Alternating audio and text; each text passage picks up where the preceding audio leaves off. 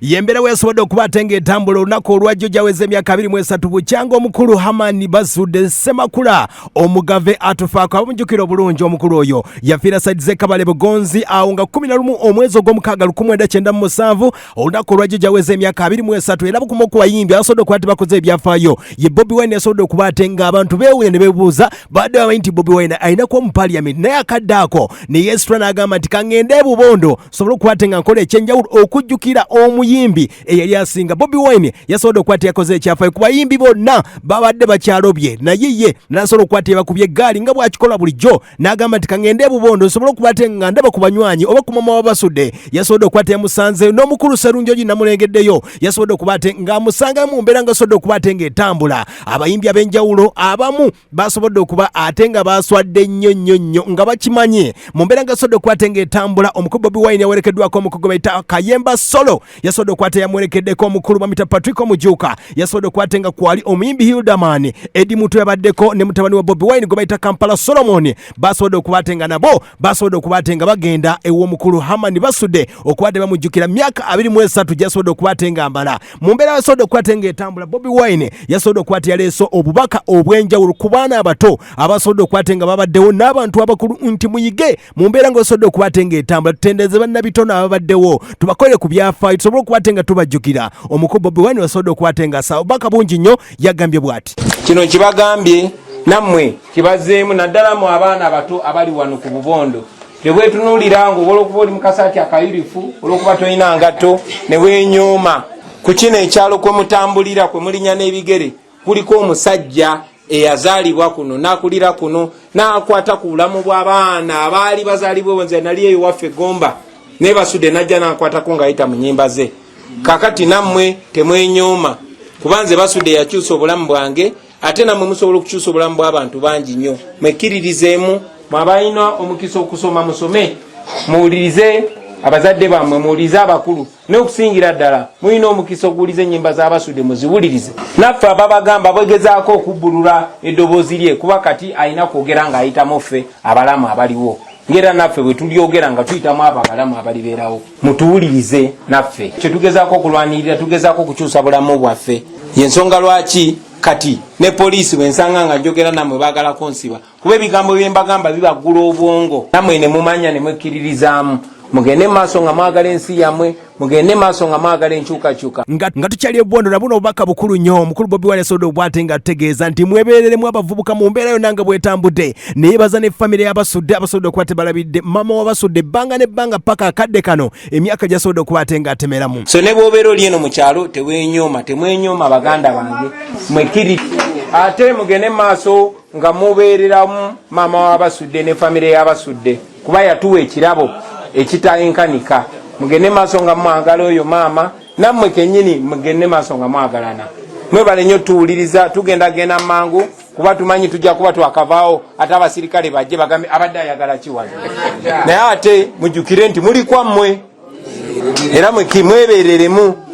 ebisigadde mujja kuba mwewulira ku radio. Mwebale nnyo bannaffe mutuwuliriza ebisigadde mujja bibuuza ono muganda waffe Kayemba ababeeramu eno nnyo ate mumuwagire mumbeereremu ekiseera nga kituuse mubulabiranga ddala. Ate naffe 2020 bwe gunaatuuka ekyokola mukimanyi si bwe guli. Mwebale nnyo mwebalire ddala Mukama batuweera omukisa. Mu mbeera ng'etambudde bwe tusobodde okubatenga tuva e Bubondo okwolekera ow'omukulu gwe bayita Ben Kiwanuka amujjukira obulungi munnaddipi yasobola okubatenga akola ebyafaayo mu mbeera yasobola okubatenga etambula tewali gwe twasobola okubatenga tusangayo naye nga mu mbeera ngaosobola okubatenga etambula awo nno poliisi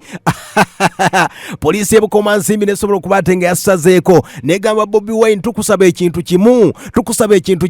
va e Bukomansimbi terina kyabukoze kyonna nemugamba tukusaba ekintu kimu va e Bukomansimbi obutaleeta kayogaano mu mbeera nga asobodde okwatenga etambula. Bobi Wine teyasobodde kubatenga alemeramu n'agamba nti kanjoleke nesobola okubatenga zaavuze paka Kyaddondo naffe ne twolokera wano olw'e Masaka n'atuleka e Masaka mu mbeera yasobodde okuba atenga etambula naye ng'ekyebuzibwa mu mbeera nga basobodde okubatenga etambula bingi nnyo birabye naye nga nkujjukizaako nga nga 2016 omwezi gwa Juni 2011 tujjukira bulungi nnyo ku kalenda ab'omu Kampala mujjukira ebivulu ebyo nga 11 omwezi gw'omukaaga 2016 omukugu wayita DJ Kikofiira yategekera abayimbi n'agamba tugenda kubate nga tuyamba ku famire y'abasudde n'okuzimba entaana n'akayumba k'abasudde ne bwe twogerera akadde kano kikwasa n'ennaku ekifaananyi ky'olaba ku kifaananyi ekyo y'embeera bw'erimu paka akadde kano. Ebivulu byaliko e Masaka nga 12 omwezi gw'omukaaga 2016 Claston Gardens nga kigambwa nti sente nnyingi ezaafuluma zasobola okwate nga abantu bajja ne bawagira n'abayimbi abasinga bayimbira bwerere nga bayimba olw'omukwano gwa Hamani Basudde nekye twogera akadde kano DJ Kikofiira yaswadde nnyo mu mbeera eyo nno omukulu gwayita Kayemba Solo yasobodde okubate nga ategeeza Kayemba Solo n'ategeeza nti kyengenda okukola ekintu kimu ngenda gende Bukomansimbi ku district nsobole okubate nga njogera nabo sobole okubate nga ekkubo eriva e Butenga paka Bubondo balituuma erinnya Basudde mu mbeera eyo sobole okubate nga bayitereza n'ekkubo etobanya ayinza n'oditeeka ku kolansi omukulu Kayemba Solo era abantu b'e Bukomansimbi mumulabiranga ddala mu mbeera eyo nga sobodde okubate nga etambula ekyennaku abawagizi basobola okubate nga muwaayo ssente zammwe ez'ennaku abali ekaba ku kalenda nga 2016 mu gw'omukaaga nga 11 abasobola okubate nga mujja mbivulu ebyenjawulo. Kayemba Solo yagambye tugenda kubate nga tuyamba nnyo n'omukulu gwayita Yudama ne Bobi Wine basobola okubate nga bayamba ku ntaana ya Hamani Basudde basobola okubate nga bagizaawo buto eraga ekitiibwa kye ekya Hamani Basudde naye omukulu gwayita DJ Kikofiira embeera eno yakoswazizza nnyo yasobodde okubate nga eyanika obuzina bw'abayimbi Hamani Basudde bwe yasobola okubate nga ayimba abayimbi tebeeyagaliza abayimbi bankokola abayimbi bankwe lwaki embeera eno ezze bweti DJ Kikofiira onatutegeeza atya mu mbeera nga osobola okubate nga etambula tugamba nti sente ozina DJ Kikofiira wali toyinza kwefiriza wakiri akasente n'ogamba akasente kano kankayambe munywanyi wange omukulu Hamani Basudde watugamba nti yakuloosa n'okukuloosa okuzimba akayumba naye lwaki teweefiriza walinda abantu bawagizi bakole ki mu mbeera eyo ani musobya gwawuliriza y'embeera bwe yatambula naye nga omukulu Kayemba Solo Hidaman ne Bobi Wine bagambye bajja kukola ekyenjawulo embeera esobola okubate nga etambula wane munywanyi wange bamuyita ayeekolera yantegeeza nti ali mu nteesaganya okubate nga bazzaawo ekiwumbe wano mukulu Hamani Basudde yasobola okubate nga afiira Kabale Bugonze basobola okubate nga balwana nga bataasa abantu abagwira ku bubenje mu mbeera eyo wonna wose okubate nga owuliza y'embeera yasobodde okubate nga etambula olunaku lwajjo nga tuva e Bubondo Abanike yakugamba ensonga.